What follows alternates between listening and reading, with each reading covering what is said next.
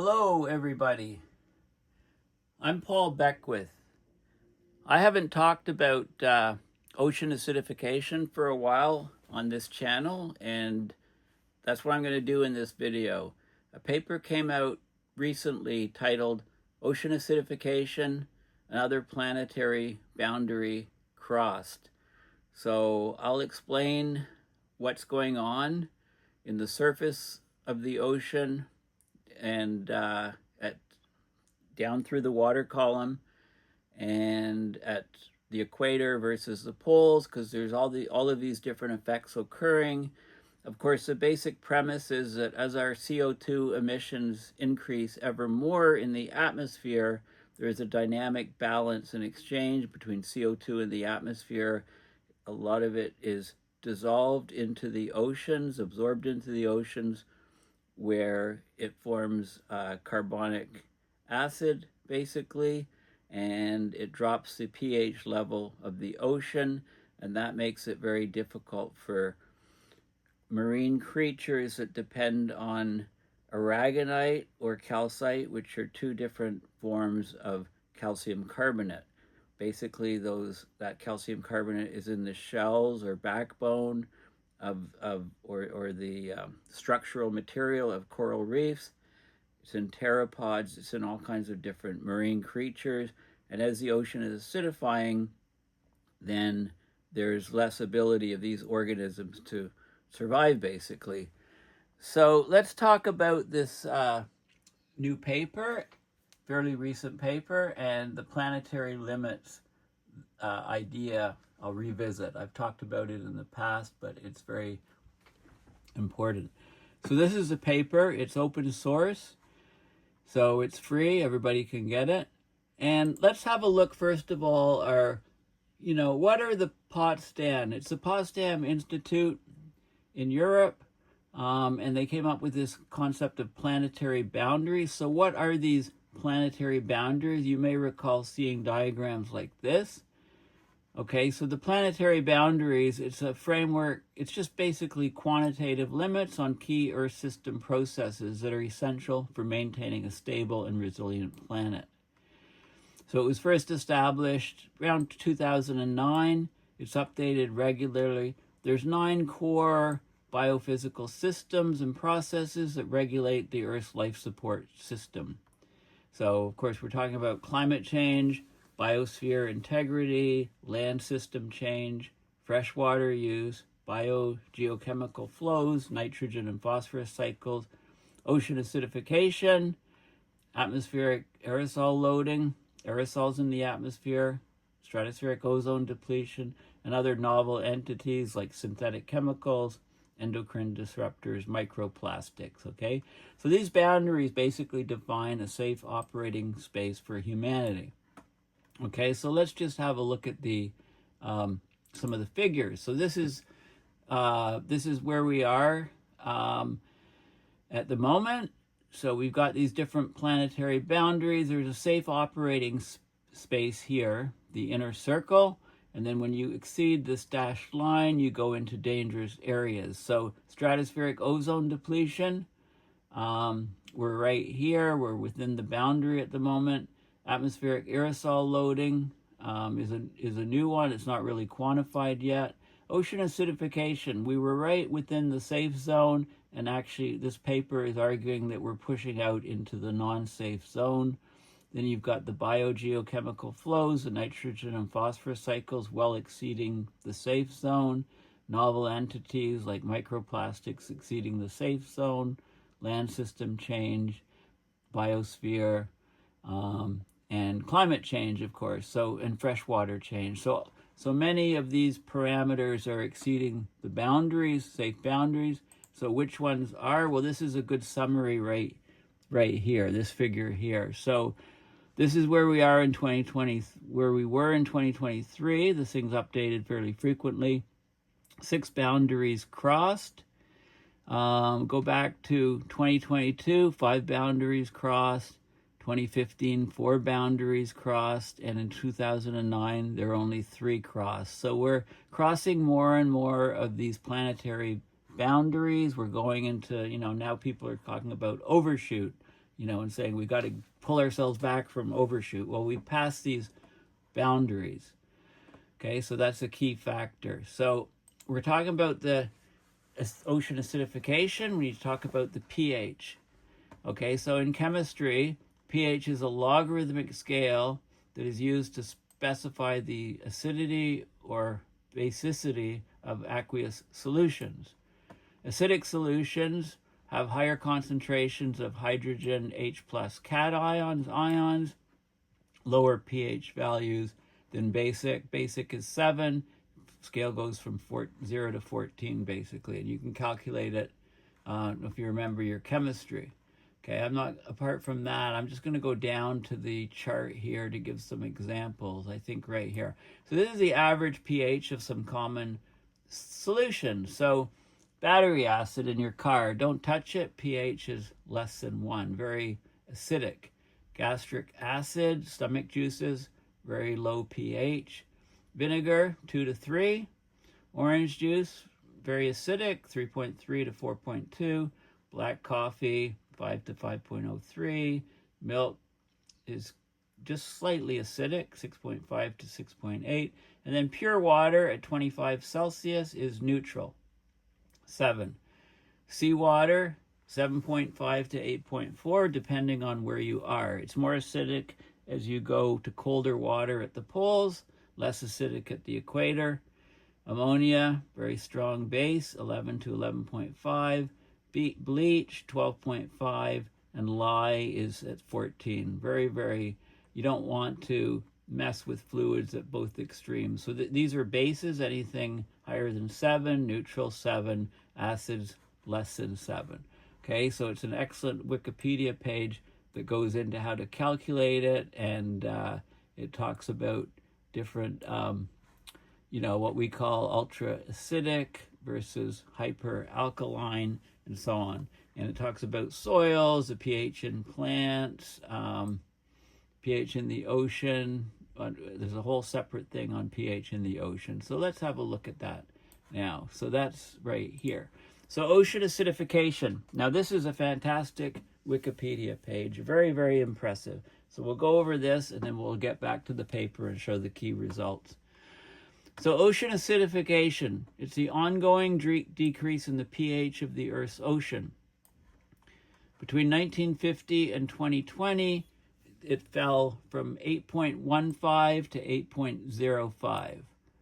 CO2 emissions from human activities are the primary cause, right? So the CO2 in the air is exchanging and being dissolved into the water column.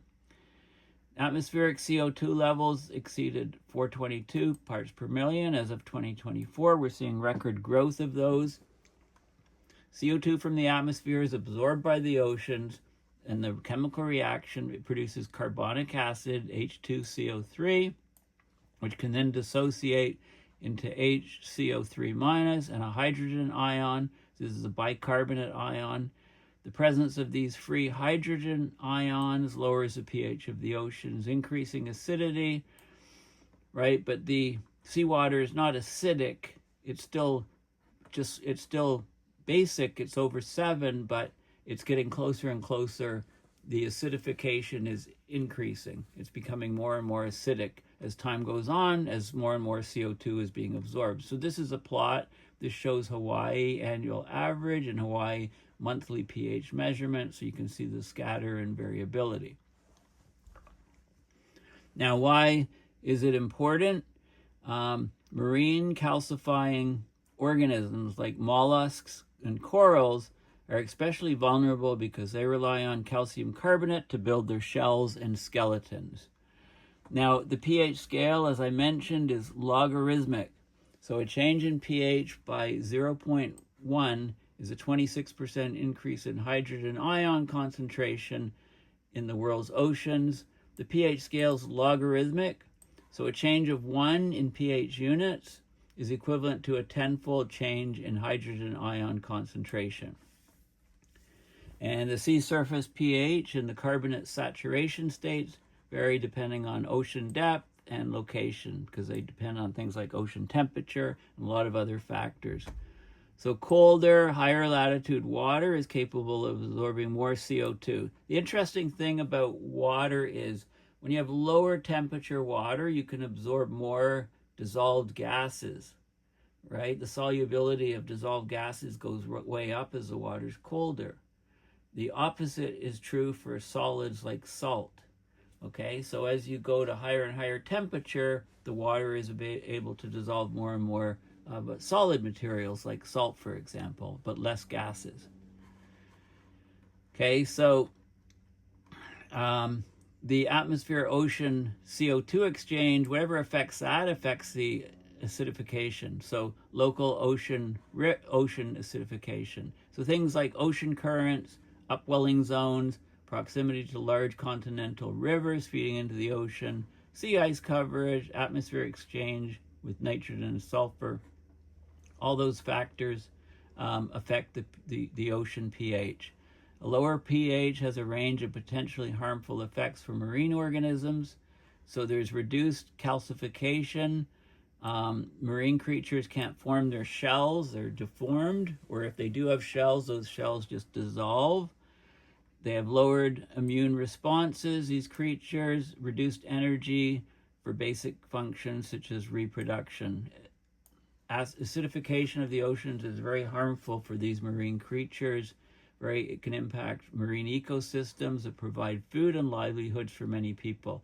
So roughly about 1 billion people, or 12.5% of the global population, right? We're over 8 billion now, is wholly or partially dependent on the fishing, tourism, and coastal management services provided by coral reefs, for example. Ongoing acidification of the oceans may therefore threaten food chains. I'll have to do separate videos on coral reefs soon because there's lots of significant things happening with that I should really cover. The only thing that really addresses the root cause of ocean acidification is reducing carbon dioxide emissions. It's one of the main objectives of climate change mitigation, right? Removal of CO2 from the atmosphere. So they do talk about carbon dioxide removal that would help reverse ocean acidification. They talk about some ocean-based mitigation methods like alkalinity enhancement, adding substances, enhanced weathering to absorb CO2, put the CO2 in the rock, take it out of the earth, out of the atmosphere-ocean system. Okay, we've had ocean acidification before in Earth's geologic history, and it's led to some mass extinctions. So here's this is the spatial distribution of global surface ocean pH. This is for roughly the pH of the oceans of the world in 1770, the year 1770. Okay, so much of the ocean 8.2, 8.25, some areas slightly lower. This is where we are right now. This is the difference between the pH in 2000 and in 1770, and it's of course much worse than in 2000 now. But you can see a drop of pH. The yellower the area, the larger the drop of pH. So huge drop of pH in the southern oceans, which is a huge carbon sink, and also big drop in smaller, not so big a drop in the North Atlantic, but the North Pacific, very significant drop. Okay, of course, CO2 has risen from 280 parts per million in the pre-industrial era to 420 today because of fossil fuel combustion and deforestation. And these elevated levels and rapid growth rates of CO2 are unprecedented in the past 55 million years of the geological record. Sources of the CO2 are clearly anthropogenic fossil fuel emissions, industrial land use, and change emissions.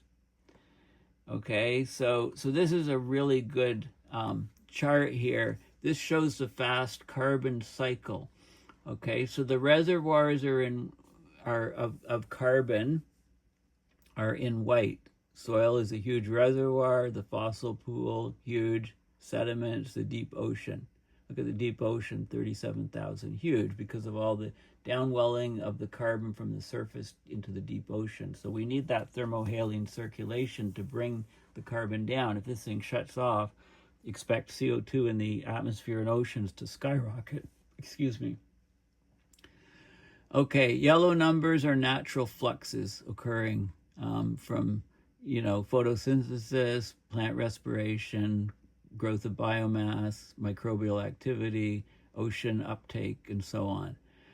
The red numbers are human contributions, so fossil fuel, cement, and land use change, atmospheric carbon net annual increase, and then the oceans are getting a lot more CO2 being absorbed also into the oceans.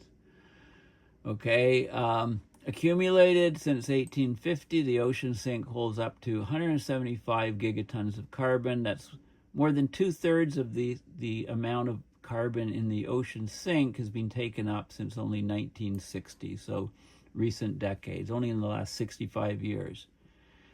Right? We've had exponential increase in anthropogenic emissions and therefore exponential increase in the sinks of what's going into the oceans, although there's signs that is slowing down. From 1850 until 2022, the oceans absorbed 26% of the total anthropogenic emissions. The emissions were 670 gigatons, 41% in the atmosphere, 26% in the oceans, the land, and the soils, 31%. Okay, so we can talk about the overall carbon cycle, describing the flux of carbon dioxide between the oceans, the terrestrial biosphere, the lithosphere, or surface of the Earth, and the atmosphere. Okay, and the carbon cycle is both organic compounds like cellulose, inorganic carbon compounds like CO2, carbonate ions, bicarbonate ions. They're referred to as DIC, dissolved inorganic carbon. Okay, so when the CO2 dissolves, it reacts with water, forms a balance of ions and non-ions. You get dissolved free carbon dioxide, you get carbonic acid, bicarbonates, and carbonates.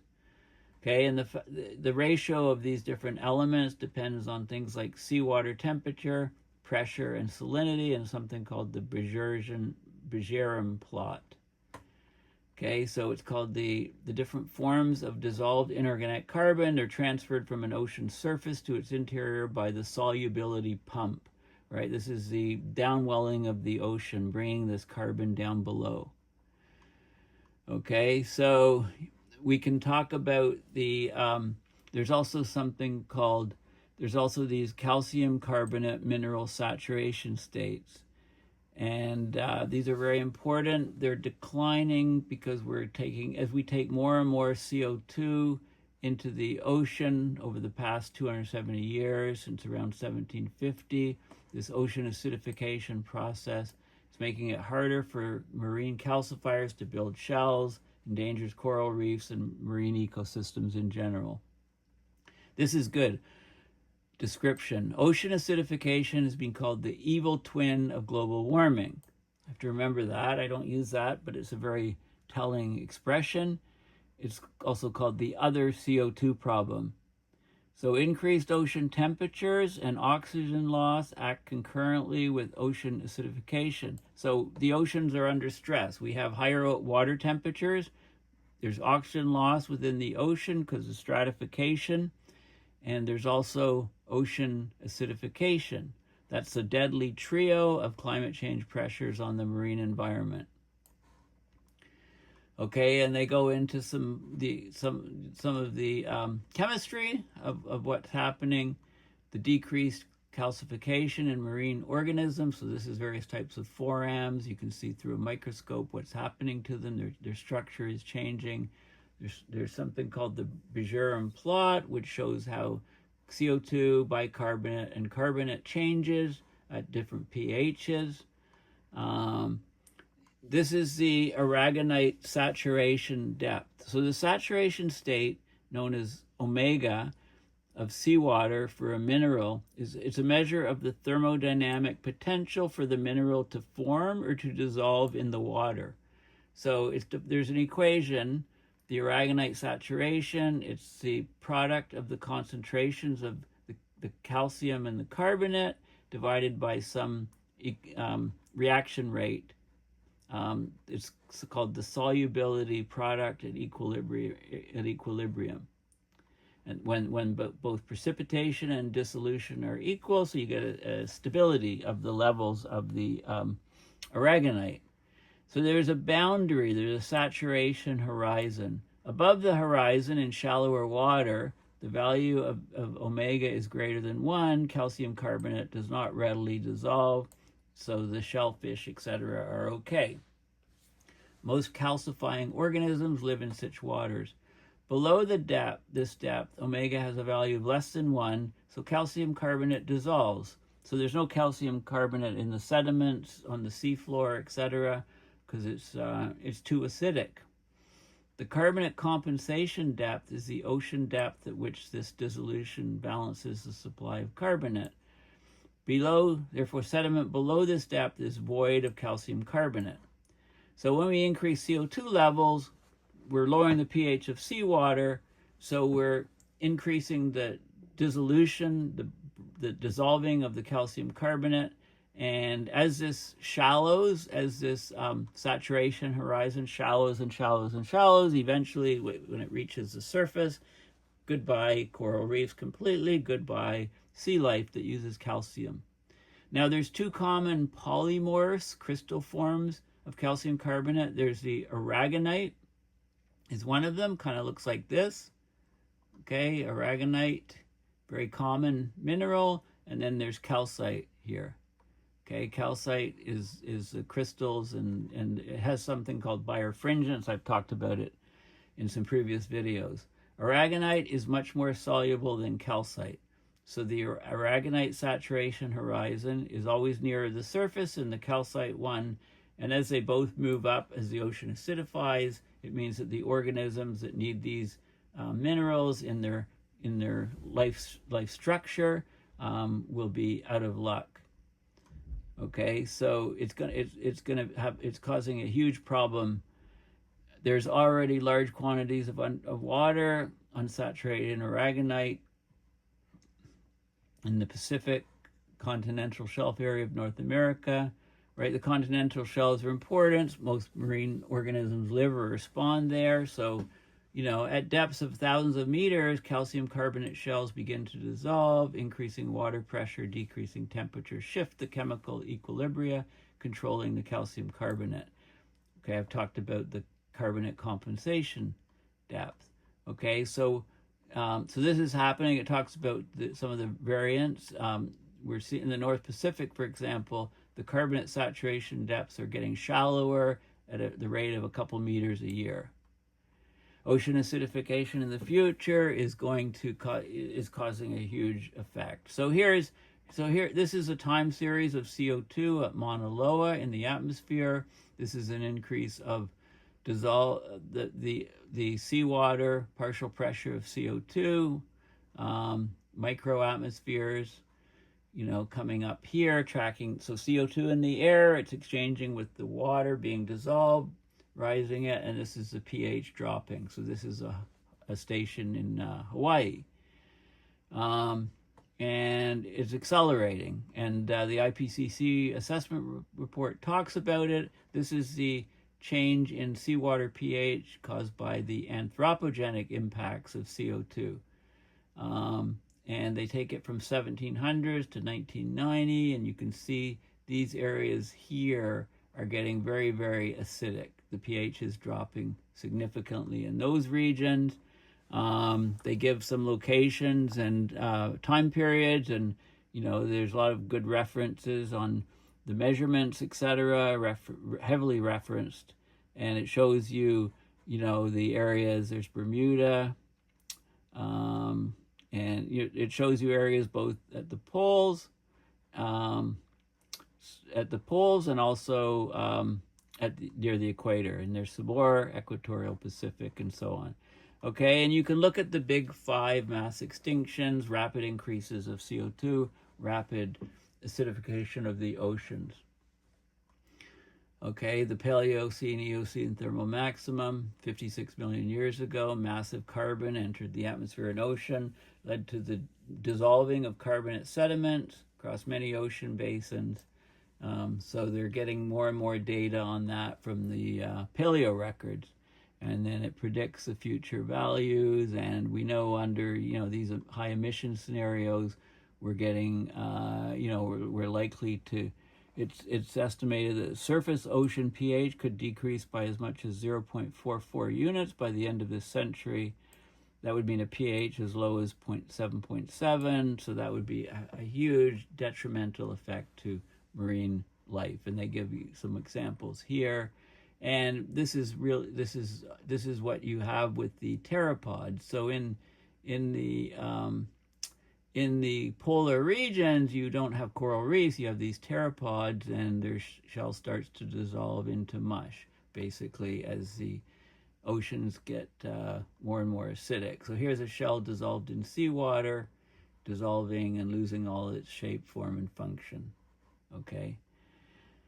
And this is an unhealthy pteropod showing effects, ragged, dissolving shell ridges and things like that. So it's starting to degrade here. Okay, coccolithophores, right? They form calcium for their backbones, and the backbones in this structure, the average coccolith mass is increased by 40%, but the shell is significantly decreasing. So things are evolving. Coral reefs, of course, are on their way out. I'll have to do a separate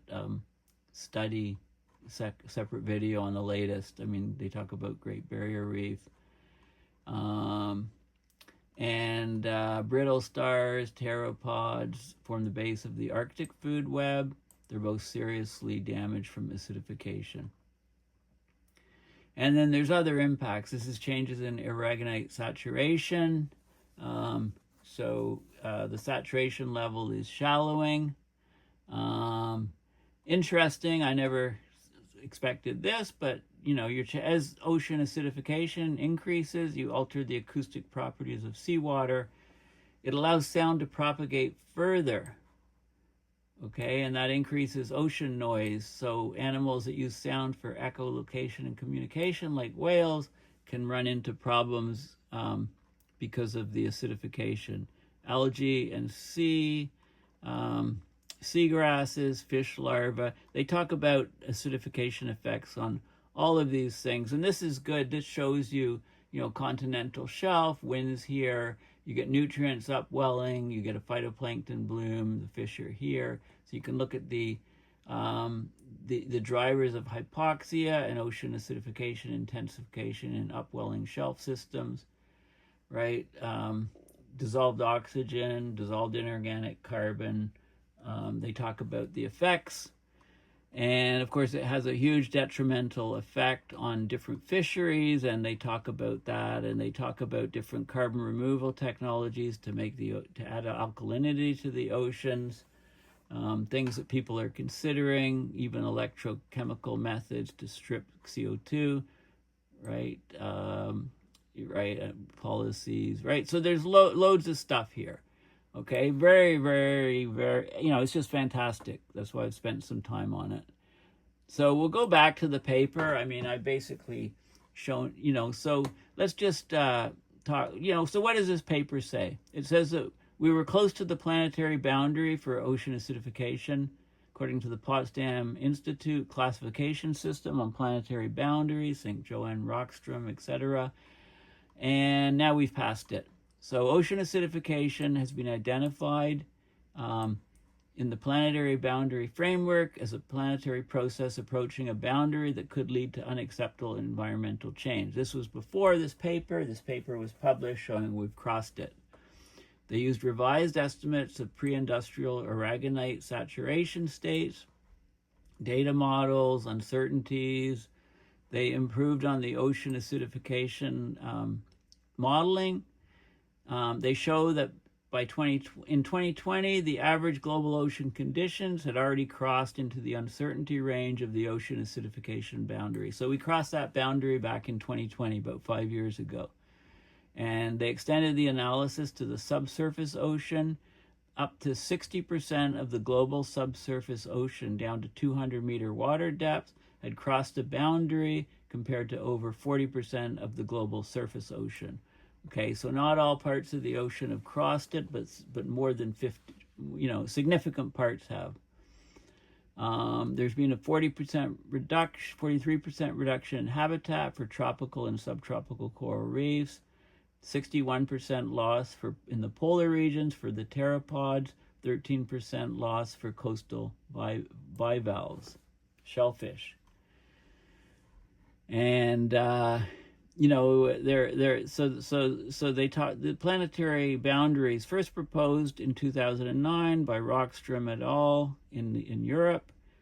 Okay, they talk about the 9 large-scale Earth system processes. I've discussed those things already. So let's just look at the results here. Okay, we'll just scroll down to the figures here. Charts. They show the Arctic at the surface, 50 meter, 100 meter, 200 meter water depth, and then the changes in percentage change. This is the different, in the different areas and percentages. And let's go. Okay, so here is the CO2 percentage reduction in aragonite, this saturation, 2020 to pre-industrial, so versus pre-industrial. Pre-industrial, 276 to 288, and you can see, how much things have changed. This is showing you the, how significant changes in the Arctic, the different parts of the ocean where acidification is the worst. This is the surface water aragonite, so huge reduction in the red areas. So at the poles is very bad. The equator is the least acidic area. But as you go to because the dissolved CO2 is much higher in colder water near the poles, as I've already mentioned. This is aragonite saturation, pre-industrial. And look at the changes to the 80s, the 2000s, and the 2020s. Okay, so a huge reduction in the saturation state. Okay, as more and more of the ocean is unable to have marine creatures that form shells, and this is the depth, 0 to 25 meters, average pre-industrial 2020. If we had a 10% reduction from pre-industrial, it would look like this, 20% reduction from pre-industrial, right? So they look at all of the details. They have these plots with all the different boundaries at the surface. Well, no, this is a different plot. This is showing geographic areas in a circle here. At the surface, 50 meters, 100 meters, 200 meters down. Just another way to depict the data. Okay, so that's basically the paper. Where's my scroller on the right? I can't see it. Okay, so let's go to the beginning here. Okay, I'll scroll up. For some reason, it's not going up to the top on me. I don't have my slider disappeared. Okay, so this is the paper. Very significant, but I would urge you to research some things yourself if you don't understand some of the jargon, etc. in the paper. Have a look at the pH Wikipedia page on the pH, but this is the most important one. This has everything in it. The Wikipedia page on ocean acidification. Great details on exactly what's happening with the ocean. So unfortunately, the data from today shows that we probably crossed this planetary boundary of ocean acidification about 5 years ago. Okay, well, thank you for listening. Please consider going to my website, paulbeckwith.net, and donating to PayPal to support my research and videos. Thank you again for listening, and bye for now.